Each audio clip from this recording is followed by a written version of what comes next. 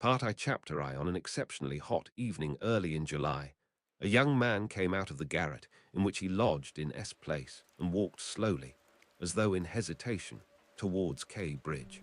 He had successfully avoided meeting his landlady on the staircase.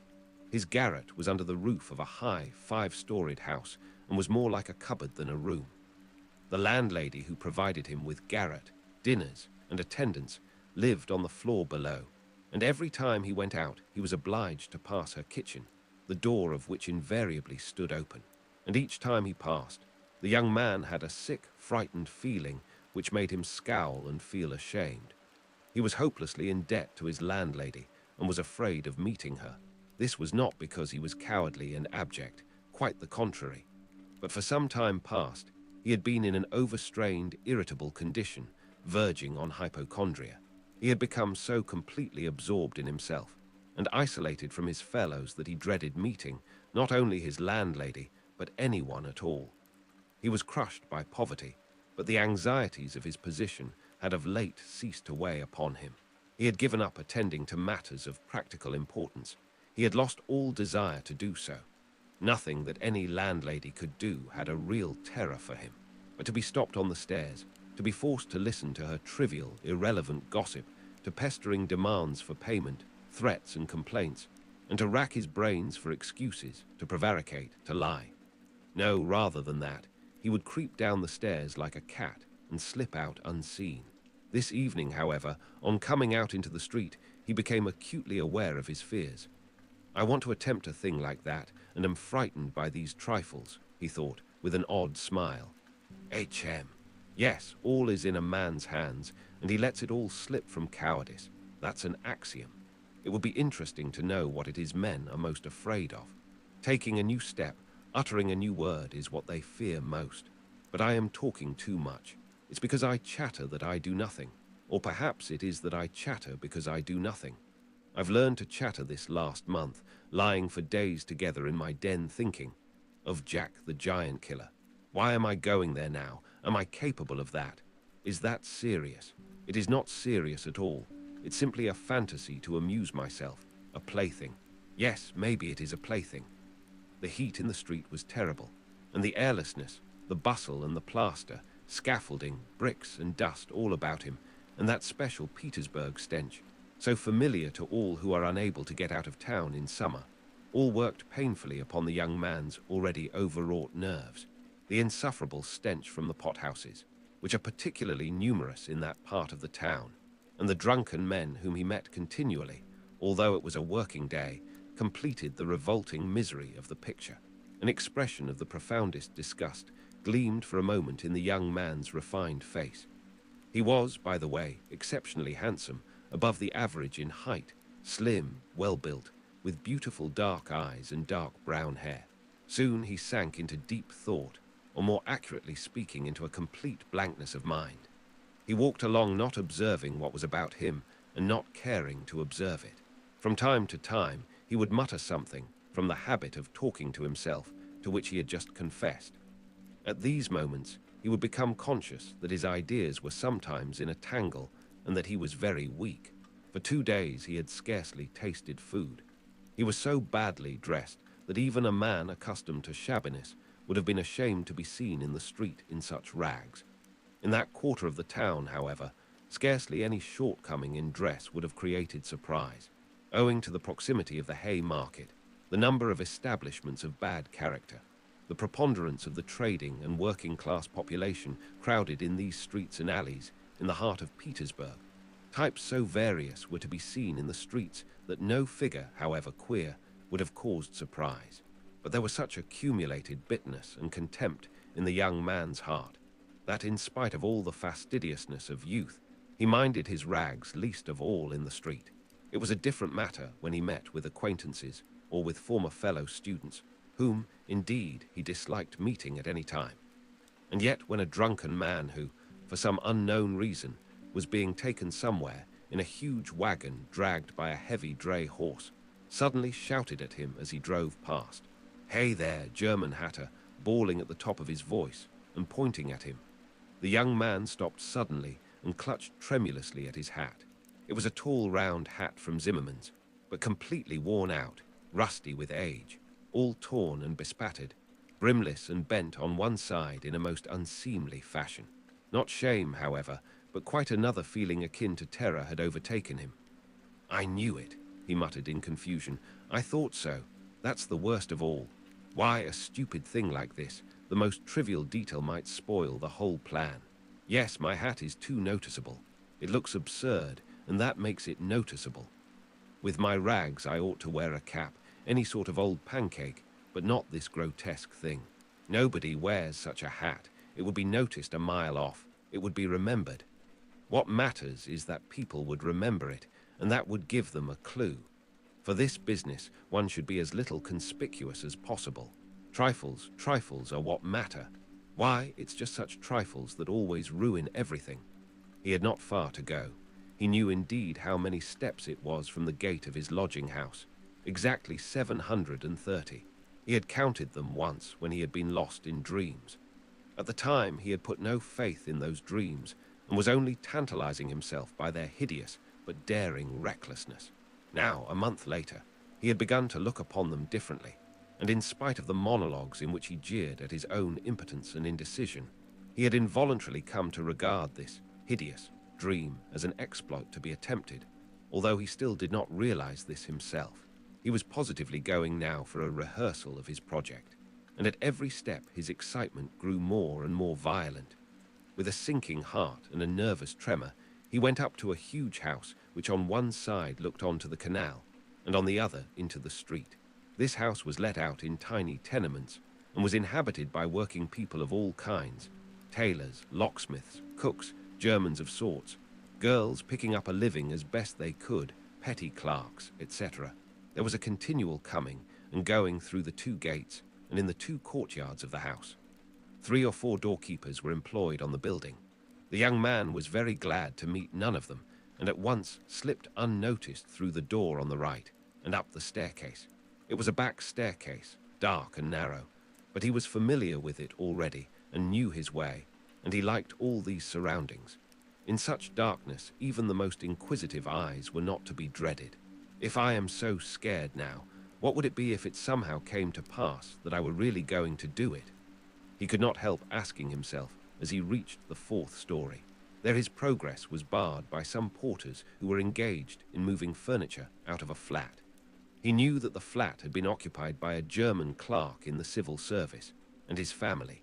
This German was moving out then, and so the 4th floor on this staircase would be untenanted except by the old woman. That's a good thing anyway, he thought to himself as he rang the bell of the old woman's flat. The bell gave a faint tinkle as though it were made of tin and not of copper. The little flats in such houses always have bells that ring like that.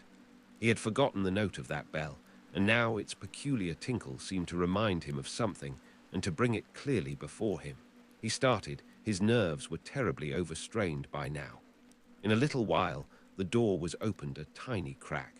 The old woman eyed her visitor with evident distrust through the crack, and nothing could be seen but her little eyes, glittering in the darkness. But seeing a number of people on the landing, she grew bolder and opened the door wide. The young man stepped into the dark entry, which was partitioned off from the tiny kitchen. The old woman stood facing him in silence and looking inquiringly at him. She was a diminutive, withered-up old woman of 60, with sharp, malignant eyes and a sharp little nose. Her colorless, somewhat grizzled hair was thickly smeared with oil, and she wore no kerchief over it.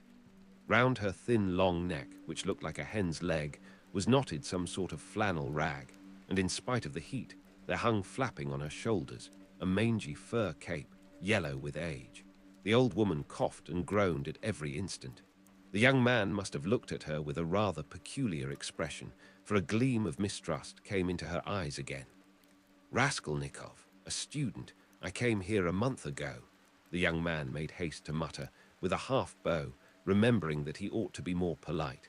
"I remember, my good sir, I remember quite well your coming here," the old woman said distinctly, still keeping her inquiring eyes on his face. "And here I am again on the same errand," Raskolnikov continued, a little disconcerted and surprised at the old woman's mistrust. "Perhaps she is always like that, though, only I did not notice it the other time." he thought with an uneasy feeling. The old woman paused, as though hesitating, then stepped on one side, and pointing to the door of the room, she said, letting her visitor pass in front of her, "Step in, my good sir." The little room into which the young man walked, with yellow paper on the walls, geraniums and muslin curtains in the windows, was brightly lighted up at that moment by the setting sun. "So the sun will shine like this then too," flashed as it were by chance through Raskolnikov's mind, and with a rapid glance he scanned everything in the room, trying as far as possible to notice and remember its arrangement. But there was nothing special in the room. The furniture, all very old and of yellow wood, consisted of a sofa with a huge bent wooden back, an oval table in front of the sofa, a dressing table with a looking glass fixed on it between the windows, chairs along the walls, and 2 or 3 halfpenny prints in yellow frames, representing German damsels with birds in their hands. That was all. In the corner a light was burning before a small icon. Everything was very clean. The floor and the furniture were brightly polished. Everything shone. Lizaveta's work, thought the young man. There was not a speck of dust to be seen in the whole flat.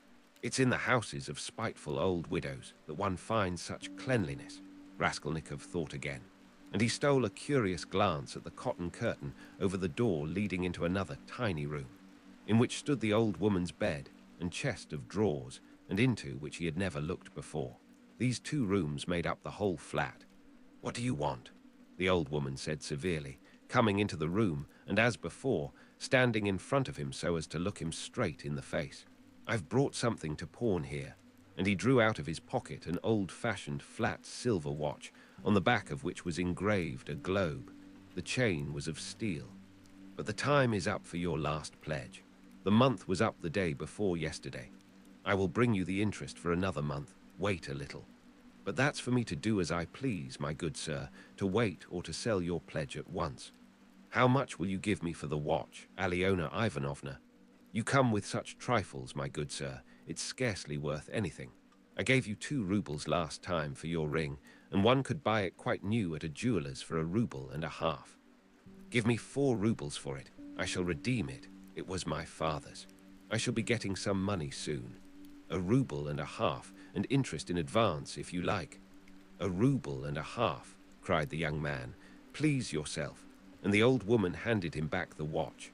The young man took it, and was so angry that he was on the point of going away, but checked himself at once, remembering that there was nowhere else he could go, and that he had had another object also in coming. "Hand it over," he said roughly. The old woman fumbled in her pocket for her keys and disappeared behind the curtain into the other room. The young man, left standing alone in the middle of the room, listened inquisitively, thinking. He could hear her unlocking the chest of drawers. It must be the top drawer, he reflected. So she carries the keys in a pocket on the right, all in one bunch on a steel ring. And there's one key there, 3 times as big as all the others, with deep notches. That can't be the key of the chest of drawers. Then there must be some other chest or strong box. That's worth knowing. Strong boxes always have keys like that, but how degrading it all is. The old woman came back. "Here, sir. As we say 10 kopecks the rouble a month, so I must take 15 kopecks from 1.5 roubles for the month in advance. But for the 2 roubles I lent you before, you owe me now 20 kopecks on the same reckoning in advance. That makes 35 kopecks altogether. So I must give you 1 rouble and 15 kopecks for the watch. Here it is." "What? Only 1 rouble and 15 kopecks now?" "Just so." The young man did not dispute it and took the money. He looked at the old woman and was in no hurry to get away, as though there was still something he wanted to say or to do, but he did not himself quite know what. "I may be bringing you something else in a day or 2, Aliona Ivanovna. A valuable thing, silver, a cigarette box, as soon as I get it back from a friend." He broke off in confusion. "Well, we will talk about it then, sir. Goodbye. Are you always at home alone? Your sister is not here with you?" he asked her as casually as possible as he went out into the passage. "What business is she of yours, my good sir?" "Oh, nothing particular. I simply asked. You are too quick. Good day, Aliona Ivanovna." Raskolnikov went out in complete confusion. This confusion became more and more intense. As he went down the stairs, he even stopped short, 2 or 3 times, as though suddenly struck by some thought. When he was in the street, he cried out, "Oh God, how loathsome it all is! And can I possibly? No, it's nonsense, it's rubbish," he added resolutely. "And how could such an atrocious thing come into my head? What filthy things my heart is capable of. Yes, filthy above all, disgusting, loathsome, loathsome, and for a whole month I've been." But no words, no exclamations could express his agitation. The feeling of intense repulsion, which had begun to oppress and torture his heart while he was on his way to the old woman, had by now reached such a pitch and had taken such a definite form that he did not know what to do with himself to escape from his wretchedness. He walked along the pavement like a drunken man, regardless of the passers-by and jostling against them, and only came to his senses when he was in the next street. Looking round, he noticed that he was standing close to a tavern which was entered by steps leading from the pavement to the basement. At that instant, 2 drunken men came out at the door, and abusing and supporting one another, they mounted the steps. Without stopping to think, Raskolnikov went down the steps at once. Till that moment he had never been into a tavern, but now he felt giddy and was tormented by a burning thirst. He longed for a drink of cold beer, and attributed his sudden weakness to the want of food. He sat down at a sticky little table in a dark and dirty corner, ordered some beer, and eagerly drank off the first glassful. At once he felt easier, and his thoughts became clear. "All that's nonsense," he said hopefully, "and there is nothing in it all to worry about. It's simply physical derangement. Just a glass of beer, a piece of dry bread. And in one moment the brain is stronger, the mind is clearer, and the will is firm. Phew, how utterly petty it all is."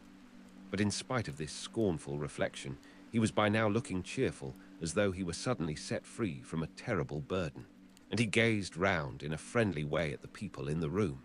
But even at that moment, he had a dim foreboding that this happier frame of mind was also not normal. There were few people at the time in the tavern.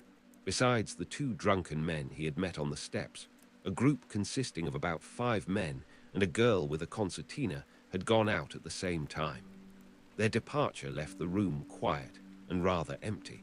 The persons still in the tavern were a man who appeared to be an artisan, drunk, but not extremely so, sitting before a pot of beer, and his companion, a huge, stout man with a grey beard, in a short, full-skirted coat. He was very drunk, and had dropped asleep on the bench. Every now and then he began as though in his sleep, cracking his fingers, with his arms wide apart, and the upper part of his body bounding about on the bench, while he hummed some meaningless refrain, trying to recall some such lines as these. His wife, a year he fondly loved his wife, or a year he fondly loved. Or suddenly waking up again, walking along the crowded row, he met the one he used to know. But no one shared his enjoyment. His silent companion looked with positive hostility and mistrust at all these manifestations. There was another man in the room who looked somewhat like a retired government clerk. He was sitting apart, now and then sipping from his pot and looking round at the company. He, too, appeared to be in some agitation.